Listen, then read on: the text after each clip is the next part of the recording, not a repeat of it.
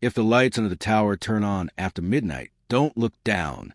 Those were the last words my supervisor said before leaving me alone in the middle of Black Ridge National Forest. I laughed. It sounded like an old ranger's ghost story. Something told to scare new fire lookouts. Standing there beside the 70-foot wooden lookout tower, surrounded by endless pine trees, I couldn't imagine anything dangerous except bears or wildfires. I was wrong. My name is Ethan Carter, and after leaving the military, I took a summer job as a fire lookout. I wanted silence, isolation, and a chance to clear my head. Black Ridge was perfect. The nearest town was over 40 miles away. There was no cell service, and my only connection to the outside world was an old radio. Before leaving, the supervisor handed me a laminated sheet with 7 strange rules. Never leave the tower after sunset. Never answer voices coming from a forest. Ignore radio calls that don't identify themselves. And the one he repeated twice, if the lights beneath your tower come on after midnight, do not look down. I almost asked why, but he simply got back into his truck and drove away. For the first 10 days, nothing unusual happened. Every morning I scanned the forest for smoke. Every evening, I watched beautiful sunsets from the tower windows. Wildlife wandered peacefully below. Deer, foxes, even a black bear once. The silence felt comforting, until it changed. On the 11th night, just after 11 p.m., I heard footsteps climbing the tower. Slow, heavy. Each step made the wooden stairs groan. At first, I thought another ranger had come to check on me, but nobody was scheduled to visit. The footsteps reached the landing outside my door. Then they stopped. I waited. 1 minute, 2 minutes. No knock, no voice, only silence. I slowly opened the door. The landing was empty. I pointed my flashlight down the stairs, but all I saw was darkness disappearing into the trees. No person, no animal, nothing. I locked the door and tried convincing myself the old tower was settling in the wind. But deep inside, I knew someone or something had climbed those stairs. The next morning, I found footprints around the base of the tower. Human footprints. Bare feet, much larger than any normal person's. They circled the tower over and over, but never stepped onto the staircase, as if whatever made them couldn't climb during daylight. I radioed headquarters. The supervisor answered after several seconds of static. Stay inside after dark. I found footprints. I know. You know? Someone's out here. There was a long pause. Then he quietly replied, "Don't break the rules." Before I could ask another question, the radio went silent. That evening the forest became strangely quiet. No birds, no insects. Even the wind seemed to disappear. It felt like the entire forest was waiting for something. I looked at my watch. 11:58 p.m. The temperature suddenly dropped. My breath became visible inside the tower. Then, at exactly midnight, a soft golden light began shining through cracks in the wooden floor beneath my feet. I froze.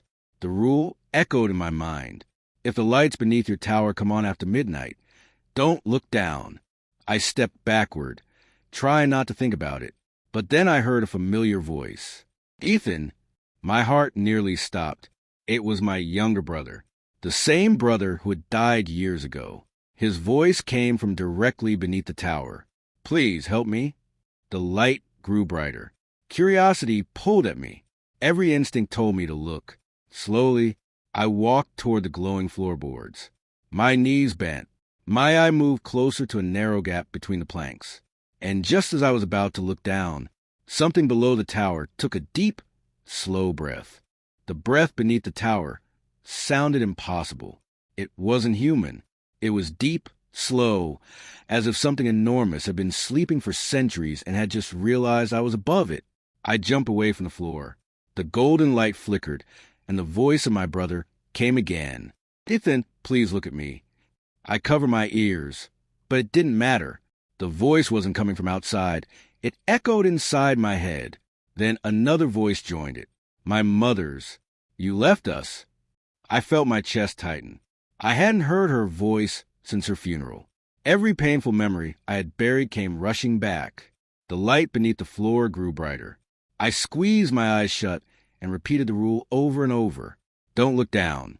Don't look down. Don't look down. Minutes passed. Suddenly, everything stopped. The voices disappeared. The light vanished. The forest became silent again. When the sun finally rose, I barely slept at all. That morning, I climbed down the tower for the first time in 2 days. Nothing looked unusual. No lights. No footprints. No signs that anything had happened. Only one thing caught my attention. Around the wooden supports of the tower were deep scratches. 4 long claw marks had been carved into the wood. Each one was almost 3 feet long. No bear could leave marks like that. I photographed them and immediately radioed headquarters. Only static answered. I tried again. Nothing. The radio was completely dead. For the rest of the day, I couldn't shake the feeling that I was being watched. Every time I looked into the trees, I felt something disappear behind the trunks. Just out of sight. Always moving. Never visible.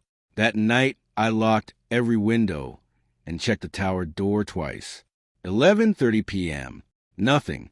11:45. Still quiet. Then, footsteps. Slow. Heavy.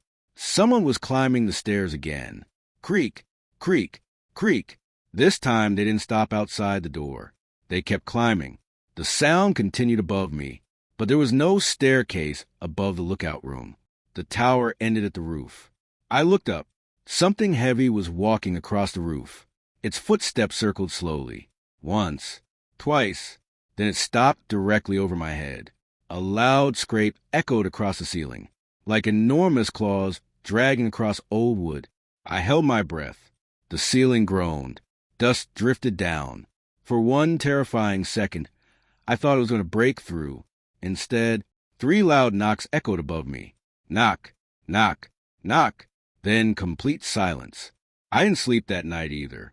At sunrise, I stepped outside to inspect the roof. There were no claw marks, no footprints, nothing. But tied to the tower railing was something that hadn't been there before. A small wooden carving.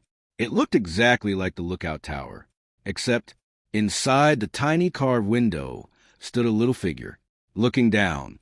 My blood ran cold. Someone or something had been watching me, and somehow it knew I had almost broken a rule. That evening, another page appeared beneath my door. Old paper, yellow with age. Only 6 words were written on it. It knows you're still resisting. There was no signature, no footprints, no explanation. I stared into the dark forest, realizing one terrifying truth. Whatever lived beneath Black Ridge wasn't trying to kill me. Not yet. It was waiting for me to make one mistake. I didn't touch the note. It lay on the floor for nearly an hour while I stared at it from across the room. It knows you're still resisting. Who left it? There was only one staircase leading to the tower, and I hadn't heard anyone climb it. The windows had been locked all night, yet somehow the paper had appeared inside. I finally picked it up. The paper felt damp, as if it had been buried underground for years. A strange smell of wet soil clung to it. Then the radio suddenly crackled to life. Ethan, respond. It was Daniel. I grabbed the microphone. Daniel, thank God. Something is happening out here. His voice sounded rushed. Listen carefully. Have the lights appeared again? Only once. Did you look down? I hesitated. I almost did. The radio fell silent. When Daniel finally spoke, his voice was barely a whisper. Then it's awake. Before I could ask what he meant, the transmission dissolved into loud static. Then another voice came through. Not Daniel's. A woman's voice. Soft. Calm. He's lying to you. I froze. He left you there because someone has to stay. The signal cut off. No matter how many times I called for Daniel, only static answered. That afternoon, thick fog rolled into forest. Within minutes, I couldn't see more than 20 feet from the tower. The world disappeared into gray. Then I saw someone standing below. A little girl. She wore a white dress and stood perfectly still, looking up at me. She couldn't have been older than 8. My first thought was that she was lost. I reached for the radio. Before I could speak, she smiled. It wasn't a child's smile. It stretched far too wide across her face. Then she slowly raised one finger and pointed beneath the tower. A second later, the fog swallowed her. She was gone. I searched every direction with my binoculars. Nothing. No footprints. No movement. It was as if she'd never been there. That night, I decided I wouldn't sleep. I kept every lantern lit and watched the stairs. Hours passed. Nothing happened. At exactly 12 a.m., the tower shook. Not from wind. From something striking one of the wooden supports below. Once. Twice. 3 times. Each impact was powerful enough to rattle the windows. The golden light returned beneath the floor, brighter than before. The room filled with a warm glow. Then came the voices. This time there were dozens. Men, women, children, all speaking at once. Look down, please. We're here. You can save us. I covered my ears, but the whispers only grew louder. Then every voice stopped together. Only one remained. My own. Ethan. I slowly turned toward the sound. Standing beside the window was me. Same clothes, same face, same scar above my eyebrow. The only difference was the smile. It looked unnatural, like it had never learned how humans smiled. My double tilted his head. You've done well.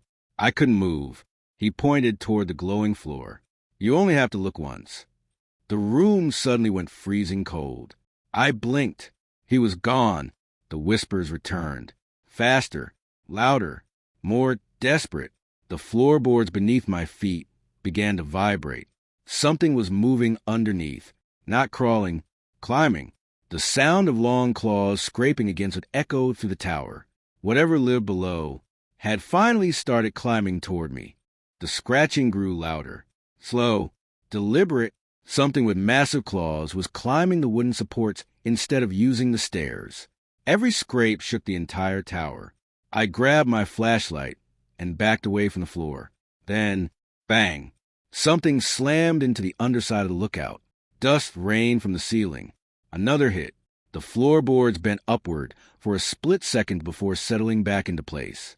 Whatever was below was unbelievably strong. I held my breath. The scratching stopped. Silence. Then came footsteps. This time they were on the stairs. Heavy, steady, closer with every second. Unlike before, they didn't pause. They kept climbing until they reached the landing outside my door. A slow knock echoed through the room. Knock, knock, knock. Then a familiar voice spoke. Ethan, it's Daniel. Open the door. Relief rushed through me, but something felt wrong. Daniel had always called me Carter, never Ethan. I stayed silent. The voice came again. Ethan, I brought help. I looked through the tiny peephole. Daniel stood outside. At least, he looked like Daniel. His uniform was torn. His face was pale. And he wasn't blinking. Not once. He smiled. Slowly. Too slowly. Then his head tilted sideways with a sharp cracking sound. Ethan. His smile stretched wider. I know you're in there. A cold chill ran through my body. This wasn't Daniel.